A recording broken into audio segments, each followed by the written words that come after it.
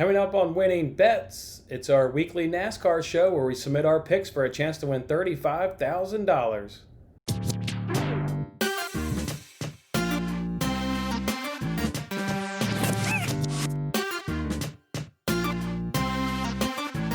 Hey, what's going on, guys? It's Jason Mattis with Winning Bets. Thanks for hanging out with me on this episode. That's right, it's NASCAR. It's our NASCAR episode where we break down the two NASCAR contests. We've got the NBC Sports Predictor app. That's a chance to win $10,000.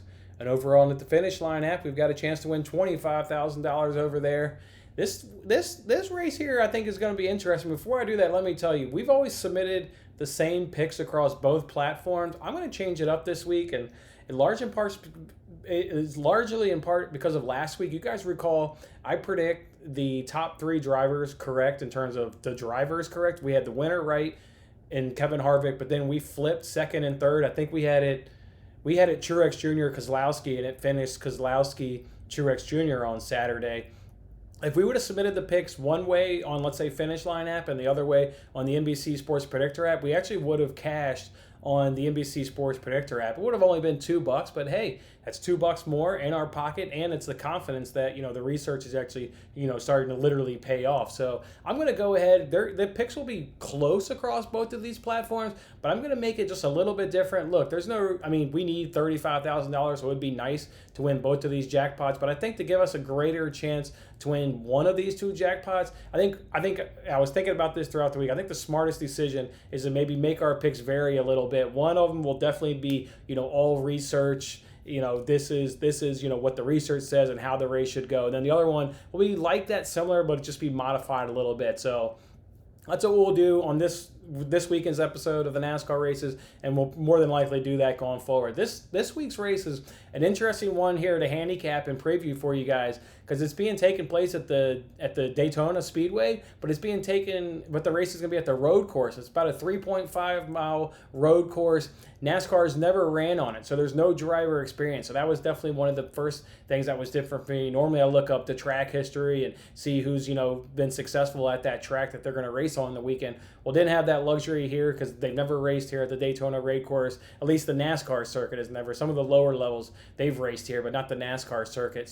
But what can we expect? We can expect there's going to be not much passing. We can look at Watkins Glen, we can look at Sonoma, and we can look at the Roval out there at Charlotte. We see road courses, even in the F1, you don't get a whole bunch of passing on, I should say green flag passing here on a road course. So you just don't have the opportunity to set guys up like you do on an oval. Where you can go 3, 4, 5 laps. You get, you're going 200 miles an hour. You're getting the draft and the speed and momentum, and you can set a guy up and then pass him on one of the 4 turns on an oval course. You just don't have that luxury here on a road course. Too much twisting, turnings to, make it so you can't get that speed, and also, like I said, just setting guys up with the draft. So we don't have that. But what'll be interesting here with this race is the restarts. The restarts are going to be absolute chaos, because that's your opportunity to pass somebody, is in a restart before you hit the first turn. It's jockeying for position. I think there's going to be multiple wrecks in a restart. It's just going to be absolute chaos, because again, that's your time in this race if you're going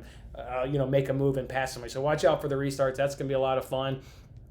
I think Chase, in doing some research here with Watkins Glen and Sonoma, Chase Elliott, he's sneaky good on road courses.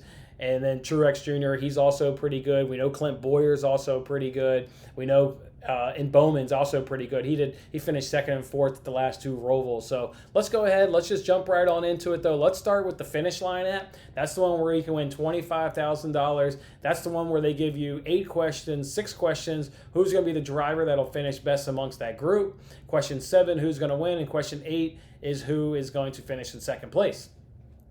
All right, so in Group 1, I'm going to go with Martin Truex Jr. Look, the last 3 races at the Watkins Glen, he's got 1 win, and all three of those finishes have been in the top 5. He has an average finish at Watkins Glen last 3 races of 1.67. Absolutely outstanding. So Martin Truex is going to be my winner there in Group 1.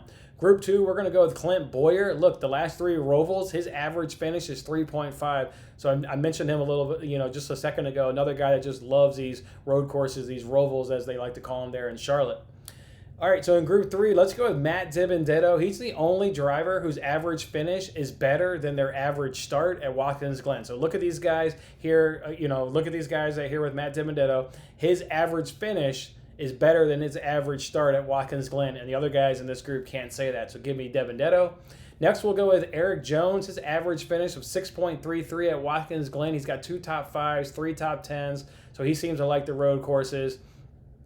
We'll go with Group 5. Let's go with Matt Kenseth. He has a huge starting advantage over 3 of these guys. Over 3 of these guys, he's 9 spots, 12 spots, and 13 spots in front of these guys in terms of starting position. And again, I don't think you're going to see a lot of passing. That's what history tells us about road courses. So I think that starting position is going to be, really big for him.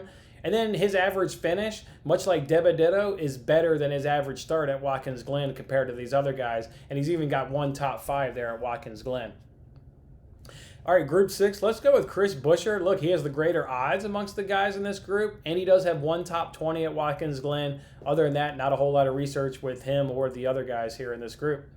All right, so who do we got winning this group? Or question 7, we're going to go with Martin Truex Jr. as the winner.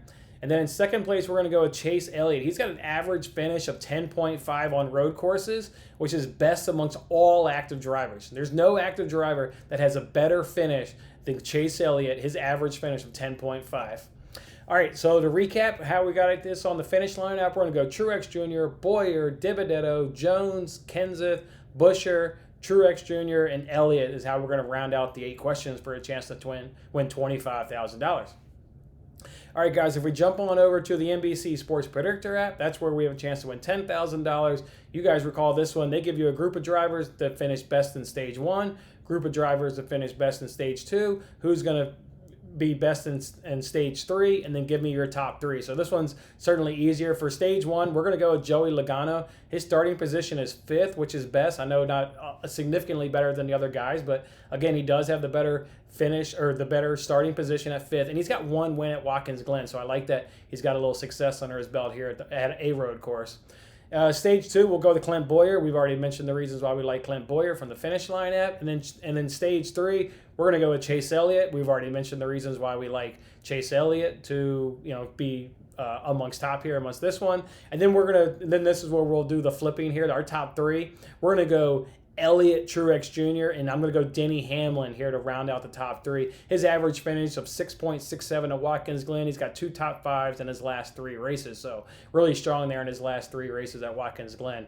All right, to recap there on the finish line app, we've got Logano, Bowyer, Elliott, and then we'll go Elliott, Truex Jr., and Hamlin. So you can see how we flipped basically the finishing order. I really like Elliott and Truex Jr. this weekend. So on the finish line app, we've got Truex Jr., Elliott, and then we'll just flip it here on the NBC Sports Predictor app. So I think this will give us the better chance to be successful going forward if we make our answers just a little bit different. All right, guys, should be a great race tomorrow on Sunday. It's the Go Bowling 235, I believe it is. It's only, I think it's a 235. Anyways, all right, guys, good luck. Don't forget, we've also got a head-to-head bet here. Kyle Busch over Ryan Blaney. Gave that to you guys on Wednesday, I believe it was. That was at -125, so I love that bet. If you haven't gotten in on that, get on that one. Otherwise, we'll see you on the next time. Thanks for watching this episode of Winning Bets. I'm Jason Mattis. I'll see you again when we are celebrating the wins and making more winning bets. Don't forget to like, comment, share, and subscribe for more winning bets.